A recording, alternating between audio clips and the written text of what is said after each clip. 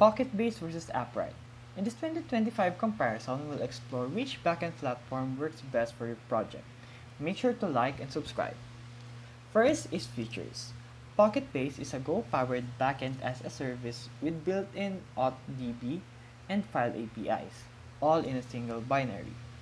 Upright is a full-featured, open-source Firebase alternative with user management, DB, storage, and cloud functions. Second is learning curve. Pocketbase is incredibly easy to set up. Just run one file, great for hobby projects or quick MVPs. Upright requires Docker and configuration, but it offers better scalability for production apps. When it comes to customization, Pocketbase is limited to what's built in, though it's fast and hackable. Upright allows you to bring your own faction, instead APIs, and scale with Kubernetes. Ideal audience, Pocketbase is perfect for indie devs, prototypers, or offline first apps. Upright targets production grade apps, startups, and developer needing a scalable Firebase alternative.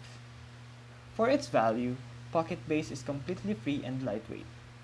Upright is also free and open source, but with a bigger setup and community support.